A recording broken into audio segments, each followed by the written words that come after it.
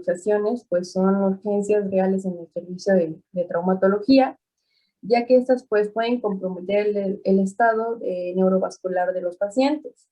Las articulaciones pues van a ser zonas que unen segmentos del cuerpo a través de las cuales pasan estructuras que son importantes como las venas, las arterias, los nervios, por lo que el abordaje en tiempo y forma de estos pacientes, de esto va a depender el pronóstico, ¿no? Estas pues van a ser causadas por un movimiento con un rango mayor al normal, con una dirección que esté pues fuera del anátomo funcional. Según la pérdida de la relación anatómica, esta puede ser una luxación total, como tal una luxación, o una luxación pues parcial, que se le conoce como subluxación. Según un artículo que leí, también se pueden clasificar o se les puede definir como agudas cuando estas son siguientes al traumatismo, recientes cuando tienen días de evolución o inveteradas cuando pasan las 6 semanas.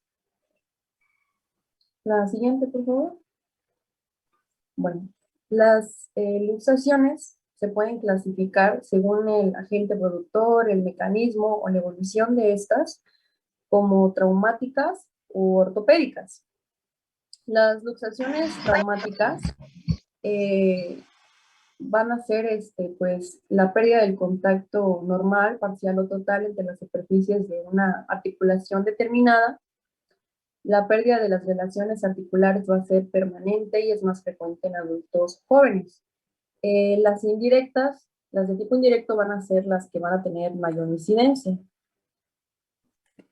Siguiente, por favor. Bueno, en cuanto a las traumáticas... A ver, la anterior, por favor. Acuérdense que ayer hablamos de esguinces y hoy estamos hablando de luxaciones. Entonces, la diferencia entre esguince y luxación es que vean que aquí la pérdida de las relaciones es permanente. Es que vean que aquí la pérdida de las relaciones es permanente.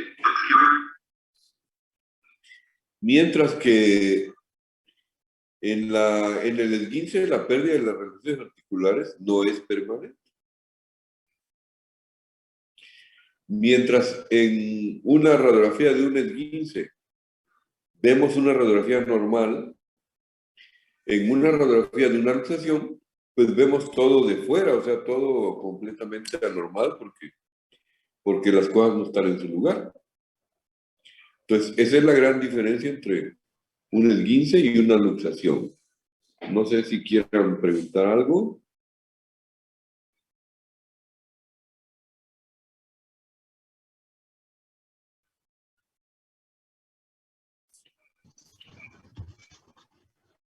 No, si no, seguimos adelante. Por el momento todo bien, Doc. Gracias.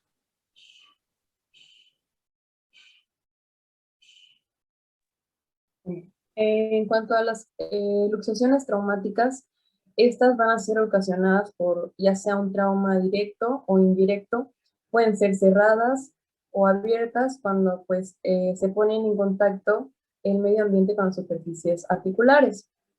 Las complicadas van a ser cuando además de la pérdida de la relación articular va a existir una lesión que es normalmente vascular o ya sea nerviosa. Cuando estas se asocian a fracturas van a recibir el nombre de fractura luxación. La siguiente, por favor. Bueno, las patológicas, en estas, el trauma que se presenta puede ser mínimo o inclusive puede no existir. Esta va a ser una articulación con una patología previa, como puede ser infecciosa, tumoral o neuromuscular, que son las más frecuentes. Tenemos la recidivante o iterativa, que pues como el nombre lo dice, esta va a ser repetitiva. Se va a presentar con mínimos traumas. Esta va a ser después de haber sufrido una luxación aguda en condiciones patológicas muy traumáticas. Se dice que también en estas, de este tipo pueden haber voluntarias, y estas es cuando el paciente las hace por propio deseo, o sea, lo hace de forma consciente, pero también es una luxación.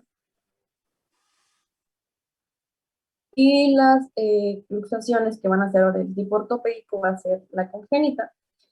Estas pues son defectos anatómicos que ya van a existir pues desde el nacimiento, como observamos en la imagen de la derecha. Una de las más frecuentes es la luxación de articulación coxofemoral. Bien, por favor. Bueno, en cuanto a la fisiopatogenia, para que una luxación ocurra, se necesita que haya presencia de un trauma muy intenso. Esta ya había mencionado anteriormente que se daba más común en el adulto y sobre todo en el hombre. ¿Por qué? Porque pues los hombres son los que normalmente tienden a estar más involucrados en deportes de contacto, trabajos que implican un poco de mayor riesgo, o son los que también tienden a verse pues a veces involucrados un poco más en riñas. Una vez que pues se ocurra como tal un mecanismo indirecto o indirecto, o ocurran violentas contracciones musculares, estas van a ser soportadas por los extremos óseos que van a conformar la articulación, lo que va a ocasionar un desplazamiento de una superficie articular sobre otra. De esta manera, la resistencia que va que proporcionan los medios de contención de la articulación va a ser vencida. Entonces las superficies articulares se van a separar y van a ocupar pues una posición que va a ser anormal, que no es la anatómica funcional, y de esta forma se va a llegar a provocar una luxación. En la parte de abajo, a ver la anterior. En la parte de abajo vemos la deformidad clínica a la izquierda y la deformidad radiográfica a la derecha. Y vean que es muy evidente, ¿verdad? O sea, se pierde por completo la forma de una articulación.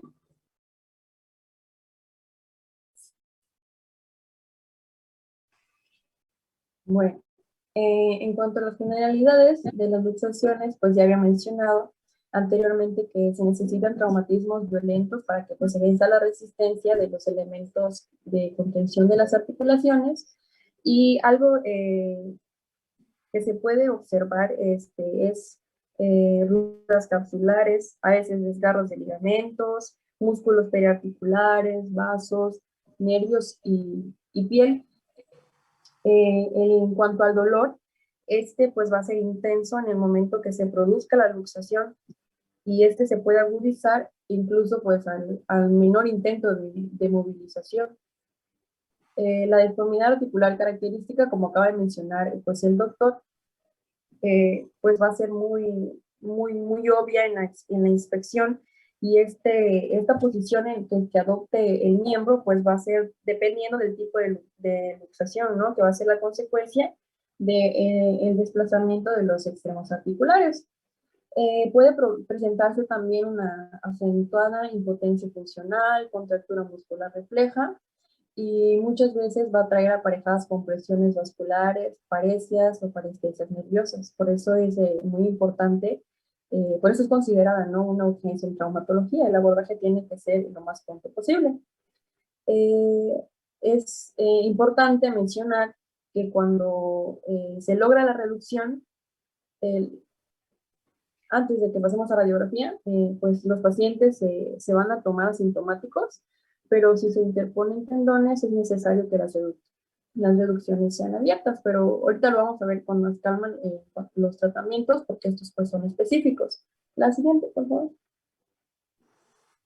Bueno, la radiografía, esta va a ser esencial en el tratamiento de una luxación, va a ser un estudio complementario, pues ya no tanto para hacer el diagnóstico, porque en la inspección pues va a ser más que obvio la luxación, pero pues esta nos va a ayudar a identificar lesiones óseas concomitantes.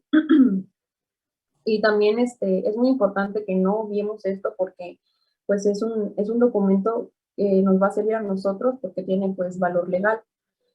sobre todo por el origen de cómo se lleguen a ocasionar los traumatismos en los pacientes. La siguiente, por favor. Bueno, en cuanto al tratamiento en general para las luxaciones, pues sabemos que la reducción va a ser el tratamiento a cualquier luxación.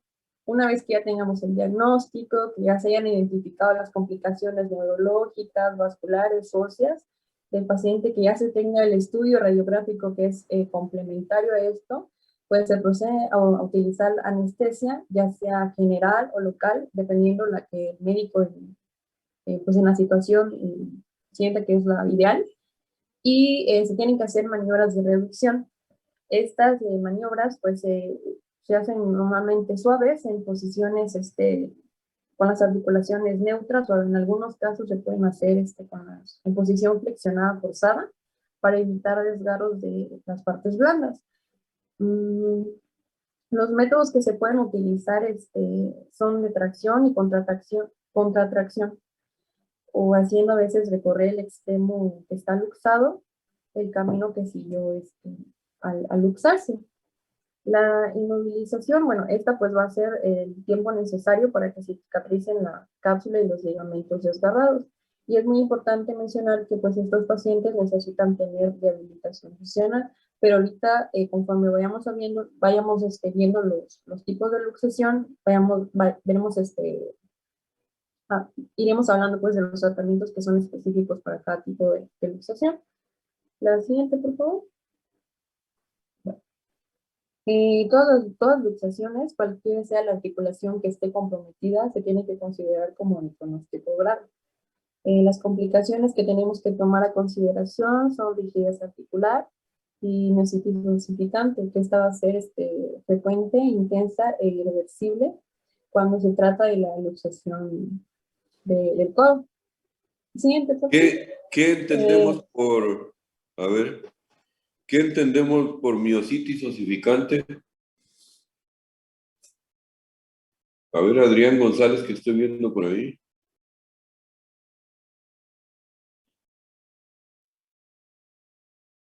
¿Qué entendemos por miositis osificante? Bueno, no sé si se refiere a inflamación del músculo. No, ¿cómo de inflamación? Miositis osificante. No le inventen el mismo nombre. ¿Qué dice? A ver, Mónica, ¿qué Pues dice? osificación del músculo. Pues que eso es todo. Eso es todo. Los músculos sangran y al sangrar sucede como si se formara un callo. Se calcifica. Es raro, no sucede en todo el mundo, pero hay que tomarlo en cuenta. Adelante. Bueno, entre otras complicaciones están las lesiones neurológicas, ya sea por contusión, tracción o compresión de los troncos nerviosos que estén pues circundantes a los segmentos óseos que hayan sido desplazados en el traumatismo. Las típicas van a ser la lesión del nervio circunflejo en la luxación de hombro, la lesión del ciático en luxación posterior de cadera y la lesión del nervio cubital en la luxación de codo. También pues otras consideraciones son las lesiones vasculares. Un ejemplo es la necrosis ósea de la cabeza femoral, que ocurre cuando, en el caso de la luxación coxofemoral. A ver, Liliana. La anterior. La anterior, la que sigue. ¿Se acuerda de algo de ayer? Creo que con ustedes estuvimos ayer. Sí, fue con mi equipo. ¿Se acuerda de algo de esto que estamos hablando?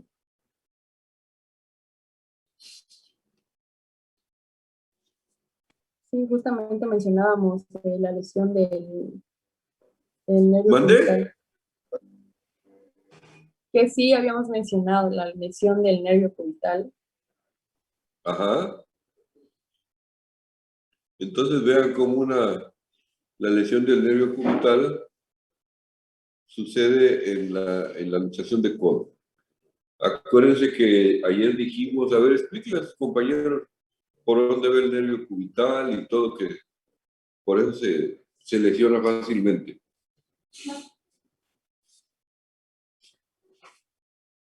¿Se acuerda o ya se le olvidó? Que usted nos mencionaba que pasaba en la porción medial del antebrazo y que por eso era... usted nos puso el ejemplo de cuando nos damos un golpe muy fuerte en la porción medial del codo y sentíamos un dolor o un adormecimiento en cuanto ocurría el golpe. Ajá. Muy bien, entonces no se olviden que está en la parte medial del codo, ¿verdad? Muy bien. Adelante. En la siguiente parte, bueno, vamos a hablar ahorita de la luxación temporomandibular. Esta articulación es donde la mandíbula se articula con el hueso temporal del cráneo, delante del oído, y esta va a ser pues a ambos lados de la cabeza. Esta articulación nos ayuda para masticar, para hablar, para bostezar, para tragar, y se va a facilitar la luxación cuando haya una apertura exagerada de la boca o cuando haya una ausencia de piezas dentarias. Los pacientes pues van a tener un dolor bastante fuerte y va a ocurrir la incapacidad para cerrar la boca o juntar los dientes. En cuanto al tratamiento, se dice que se tienen que colocar los dedos pulgares en los ángulos mandibulares para hacer una presión hacia abajo y hacia atrás cuando el paciente esté sentado. En estos casos se recomienda inmovilización 3 semanas para que pues se recuperen los tejidos blandos. En cuanto a la luxación esternoclavicular, bueno, la articulación estaba constituida por el extremo interno de la clavícula y el esternón. Estas luxaciones son muy raras, pero son comunes en personas que realizan ciclismo, que conducen motocicletas. También se puede dar en futbolistas o en deportistas, sobre todo es en la acción de caer sobre el hombro.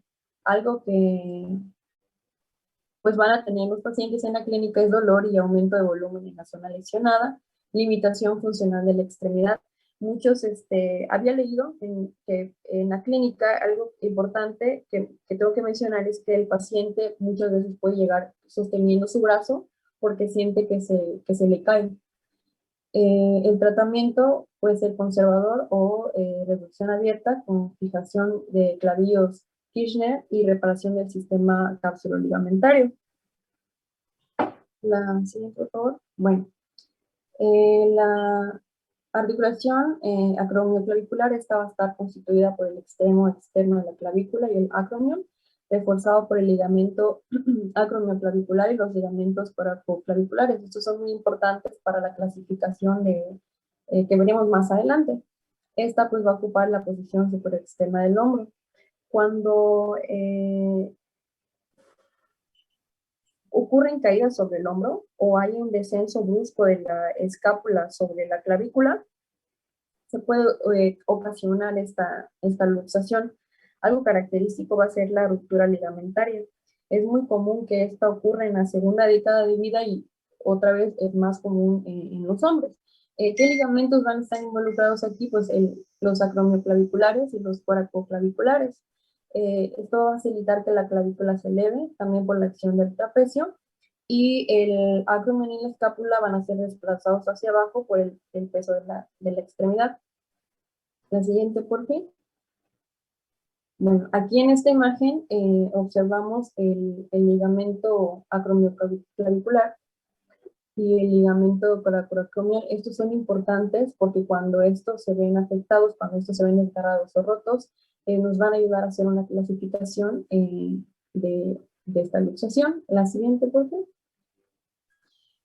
Bueno, aquí tengo un cuadro que encontré, que es la clasificación del Woodward. No sé si es la que más se utilice, pero es la que yo encontré más en artículos así.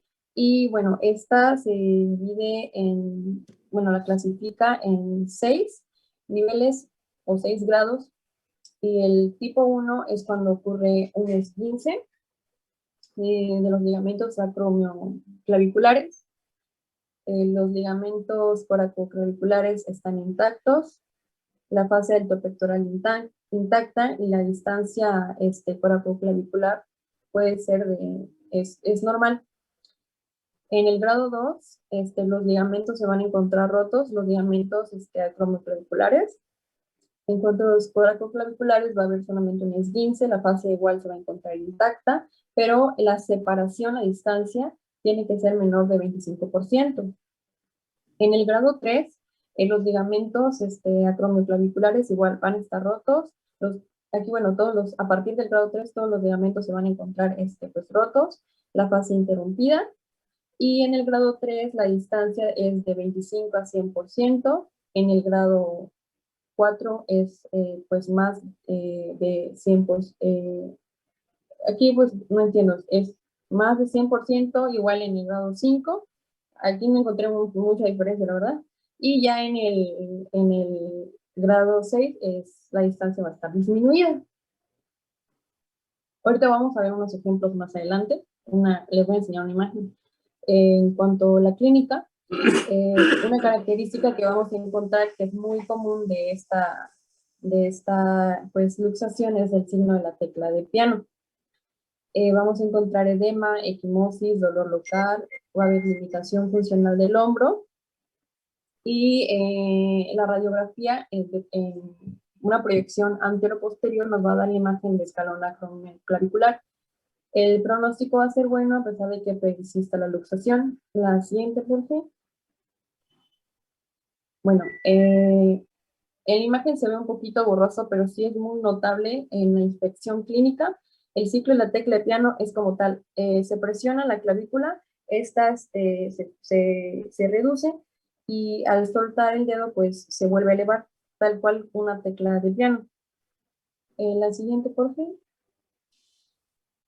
Y bueno, acá tenemos una radiografía anteroposterior donde se observa la imagen del escalón acromioclavicular. Yo la verdad realmente no sé si esté en lo correcto, pero pues ya se observa un bastante desplazamiento. Yo podría decir que es alrededor de 25 o un poquito más. Y ya los ligamentos podrían estar también ya rotos por la separación que se observa. Pero no sé si esté en lo correcto. Está totalmente desplazada, más del 100%.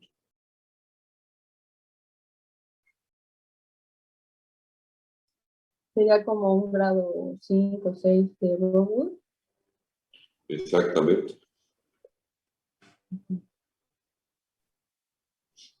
Y la siguiente, por favor. Y bueno, en cuanto al tratamiento, si es conservador, se utiliza cabestrillo, 8 enyesado, el vendaje de Belpú, órtesis en 8. Para quitar el dolor se mantiene durante 3 a 5 semanas. Si la reducción, se utiliza reducción permanente, pues esta es por cirugía abierta, se hace la reparación de los ligamentos y fijación ósea con clavillos. Las complicaciones, pues, pueden haber lesiones a partes blandas por el yeso y el dolor que es pues, quirúrgico. La siguiente. Bueno, vamos a continuar con lo que son las luxaciones de la articulación glenohumeral y esta nos menciona que van a constituir el 50% de las luxaciones totales. Va a ser una articulación que es esférica, va a ser muy móvil y esta va a estar constituida por la cabeza del húmero y la cavidad glenoidea. Bueno, la cabeza humeral va a ser redonda, mientras que la cavidad glenoidea va a ser pequeña y va a tener una tendencia a ser plana, por lo que esto nos va a permitir tener una gran movilidad articular en esta zona.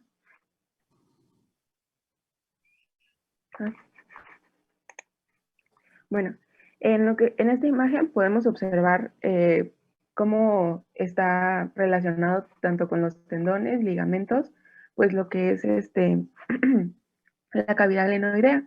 Además de que también se puede ver lo que es el aptum glenoideo, que nos va a ayudar a dar pues una mayor superficie a esta cavidad articular, además de que nos va a ayudar a proteger la estructura ósea y que nos da una mayor estabilidad.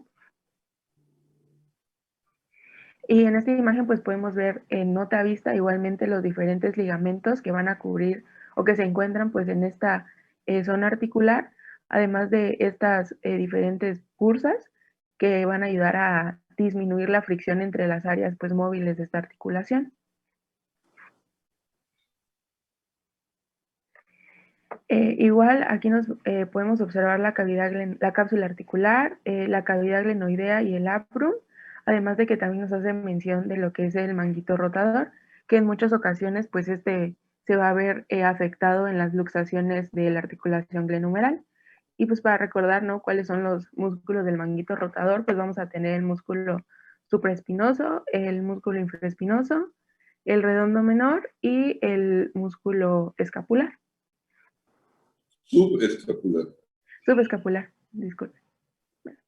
Y en esta radiografía pues vamos a poder observar cómo está constituida y pues nos señala aquí las partes de esta articulación, que vendría siendo el húmero, el troquíter, lo que es el acromion, la articulación acromioclavicular, la clavícula en sí, lo que es la apófisis coracoides, esta es la glenohumeral o la cavidad glenoidea, la cavidad articular, lo que es el troquín, este va a ser pues la cabeza del húmero, esto es el borde externo de la escápula, la primera costilla y la segunda costilla, para que nos ubiquemos en las siguientes radiografías que vamos a ver. Bueno, ay Dios. Menciona que la cabeza del húmero se va pues a desplazar o a luxar en diferentes direcciones, pero la más común va a ser hacia adelante, por lo que vamos a tener diferentes tipos de luxación. La primera de ellas es la luxación pues más común y es la subcoroidea. Esta va a ocurrir cuando la cabeza del húmero se va a situar por debajo de la apófisis coracoides de la escápula. Y las causas más frecuentes van a ser cuando hay una caída sobre la mano o sobre el codo cuando este está extendido y un poco, bueno, separado de lo que es el tronco. En el segundo tipo es una luxación subglenoidea, que esta podemos observar que la cabeza del húmero se va a situar sobre pues lo que es el reborde glenoideo, que es esta porción. Igual suele darse en caídas, pero aquí menciona que el brazo va a estar en una posición de rotación interna. Lo que es la luxación subclavicular, esta va a ocurrir cuando la cabeza del húmero se va a colocar sobre las costillas, como se observa aquí en la imagen, y hay una caída pues en flexión, en aducción y una rotación interna. Y por último vamos a tener este tipo de luxación que se llama erecta, y esta nos menciona que es cuando la cabeza humeral va a quedar pues atrapada debajo de la cavidad glenoidea y el brazo pues va a apuntar hacia arriba, como se ve en esta imagen.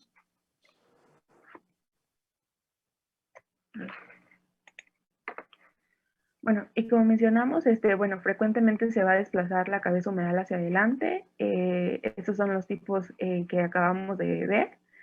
Y también menciona que va a haber otras variedades que van a ser superior, posterior e inferior con respecto a la cavidad glenoidea. En el cuadro clínico vamos a tener que el paciente se encuentra con un dolor intenso, además de que no se va a poder acostar y va a inclinar el cuerpo hacia el lado donde está la luxación para mantener una abducción.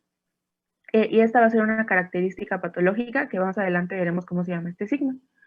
Bueno, va a simular una extremidad más larga, el paciente prefiere estar de pie, la movilidad va a estar bloqueada y pues no puede hacer una aducción al tórax, el brazo.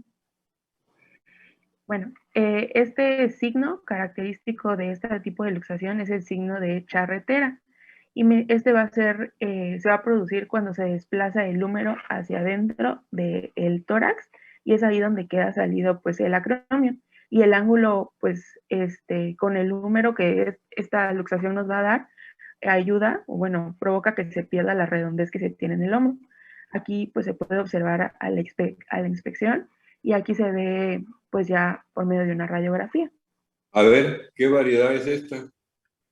A ver, Néstor Vázquez.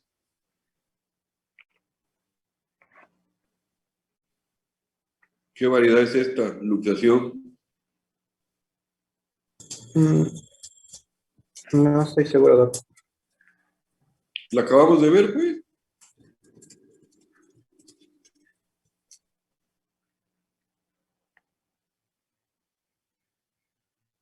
Si no estás seguro, pero no dijiste nada. Es ¿Qué su, variedad? ¿qué se llama? Su gran idea. Pues si se ve debajo de la glenoide, pues Sí, tiene que ser glenoidea. Idea. Muy bien. A ver, compañeras, seguimos. Ok. Bueno, como mencionamos, la movilidad está bloqueada, el paciente no puede hacer una aducción para aproximar el codo al tórax. También se tiene que explorar la sensibilidad y la motricidad de la mano ante una posible lesión del plexo braquial por una compresión pues, a nivel axilar.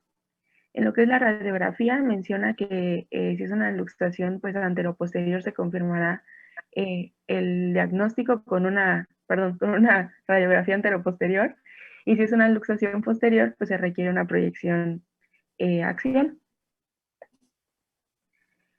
Ok, en esta primera pues, radiografía podemos observar una luxación subcoroidea, bueno, a mi parecer, porque pues la cabeza Subcoracoidea. subcoracoidea, porque pues la cabeza del húmero se sitúa por debajo de la apófisis coracoides. Y en la segunda, pues es lo que es la luxación erecta, donde podemos ver que la cabeza humeral pues está atrapada por debajo de la cavidad glenoidea y el húmero, pues y todo el brazo se va a dirigir hacia arriba. A ver, compañeros, aunque no los puedo ver, pero tóquense la apófisis coracoidea. ¿Dónde la tendremos? ¿Adelante, atrás? ¿Dónde estará?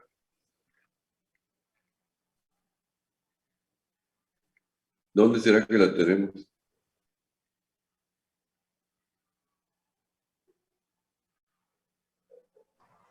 En la parte, bueno, en la parte de abajo del tercio medio de la clavícula, pues, creo que podemos alcanzar a tocarlo. No creo. No creo, el tercio medio está un poco lejos.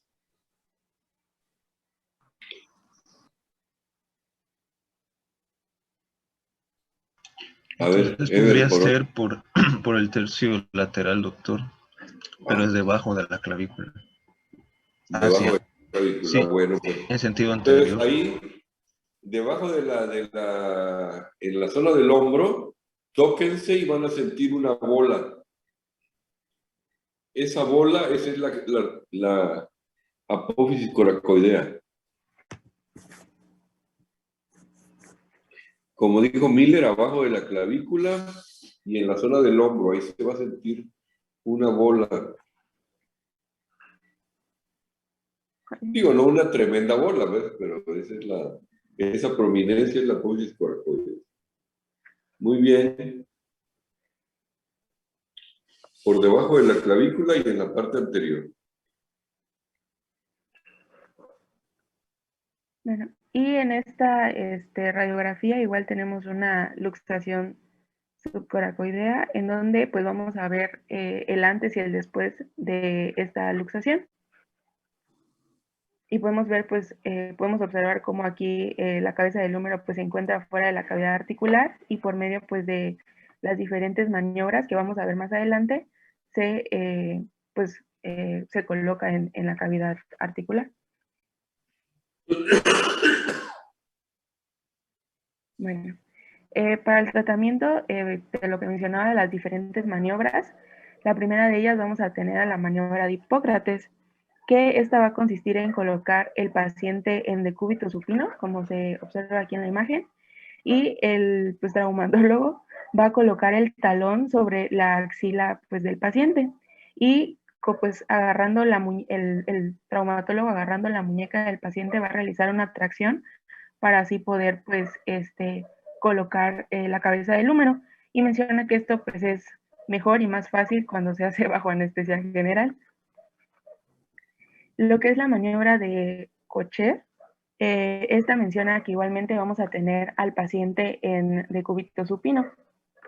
Se va a realizar una tracción sobre el codo y manteniendo esta misma tracción se va a hacer una rotación externa del brazo.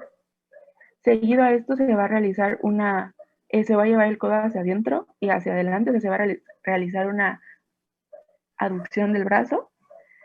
Y después de esto, pues continuando con la tracción, pues se tiene que llegar a colocar el codo aproximadamente a la línea media del hemitórax, pues del lado afectado.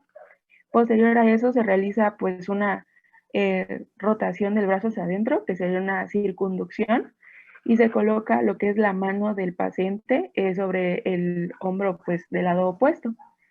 Y menciona que pues generalmente en este momento es cuando se introduce la cabeza del húmero a la cavidad articular. Y en lo que es la maniobra de Motes, aquí se va a ejercer una tracción sobre la muñeca del paciente y pues mencionaba, ayudado de dos sábanas, se va a realizar una contratracción. Una de las sábanas se va a pasar sobre el tórax del paciente y la otra sobre pues el hombro del lado afectado. Se va a hacer una inmovilización con felpú por 4 semanas para lograr una reparación cápsulo-ligamentaria. Y menciona que lo contrario, si se siente bien, pues dice que se puede quitar el yeso en 2 semanas. Puede evolucionar a luxaciones recidivantes y esto va a requerir una reparación quirúrgica. En lo que es la reparación quirúrgica, habla sobre reparar el rodete glenoideo o que también se haga una traslación de la inserción del ligamento subescapular, o también se puede hacer un procedimiento artroscópico, que consiste en hacer una pequeña incisión en el hombro del paciente para que se pueda introducir una pequeña cámara y se pueda observar cómo están las estructuras y así reparar el daño que se tiene. Pues en las complicaciones vamos a tener que van a haber lesiones del plexo braquial, lesiones vasculares, que haya fracturas asociadas como arrancamientos al hueso o del cartílago, que haya luxaciones recidivantes, luxación inveterada, que es una luxación de hombro pues, para toda la vida, o que la cirugía tenga menos éxito en estos casos.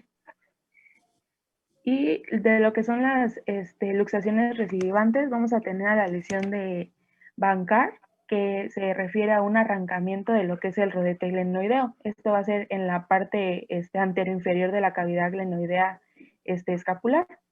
Y lo que sería la lesión de Hill-Sachs, menciona que va a ser una fractura de impacto que se va a tener sobre la cabeza humeral, ya que recordemos pues, que va a ser un hueso duro y en la cabeza pues, del húmero va a tener hueso esponjoso. Y así se vería pues, en una radiografía. En esta podemos observar cómo se ve pues, prácticamente el arrancamiento de rodete glenoideo. Y en esta parte, pues en la lesión de Hill-Sachs se ve cómo está la impactación en la porción superior.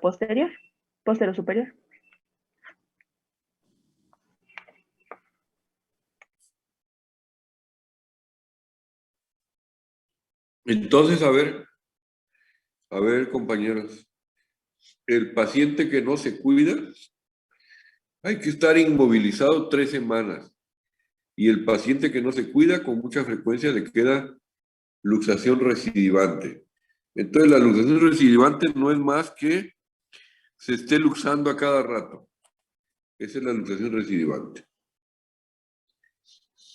Entonces, hay que cuidarse bien 3 semanas para que se reparen los ligamentos y tratar de que no suceda esa luxación recidivante. De todas formas, puede suceder, pero es mucho más raro, ¿verdad? Que suceda si se cuida uno. Y hemos escuchado entre algunos conocidos que levanté el brazo y se me volvió a luxar y hice algún movimiento brusco y se me luxa cada rato. Entonces hay que hacer alguna cirugía para reparar ligamentos y todo.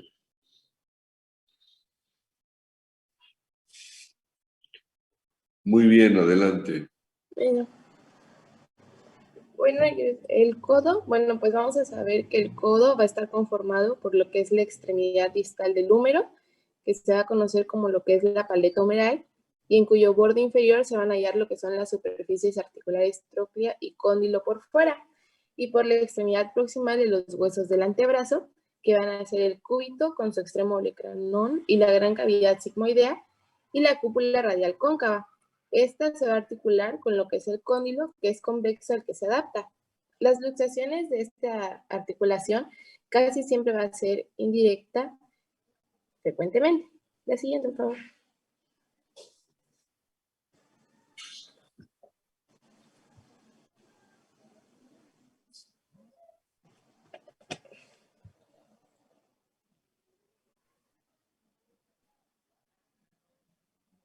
La siguiente.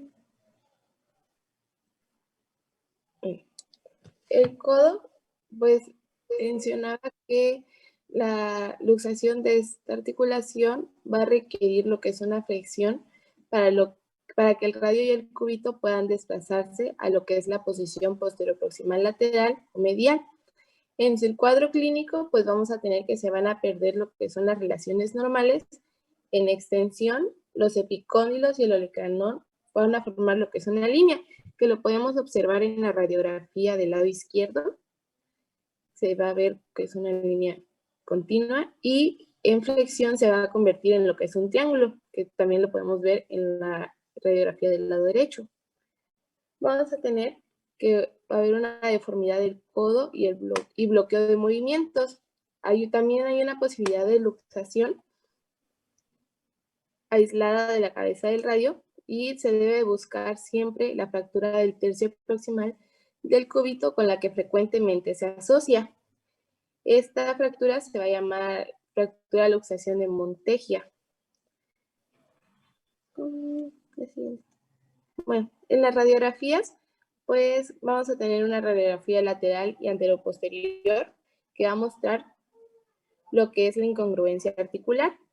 En la radiografía A, vamos a tener lo que es un desplazamiento posterior del olecranon del cúbito y la cabeza del radio, estas que están aquí abajo, estas de aquí. Y también vamos a tener lo que es un desplazamiento posterior de lo que es el olecranon del cúbito y la cabeza del radio. Y en la imagen con la letra B, pues vamos a ver lo que es la articulación si estuviera normal, a diferencia de la luxación, como se va a observar. La siguiente. Bueno, en el pronóstico, pues vamos a depender, va a depender de lo que es la prontitud y nobleza de lo que es el procedimiento.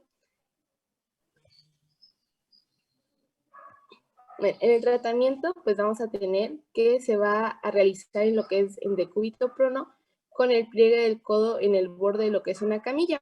Vamos a necesitar lo que es la ayuda de una persona para traccionar lo que es la mano y nosotros vamos a presionar lo que es el olecranon para desplazarlo distalmente y un chasquido nos va a indicar la reducción de esta luxación.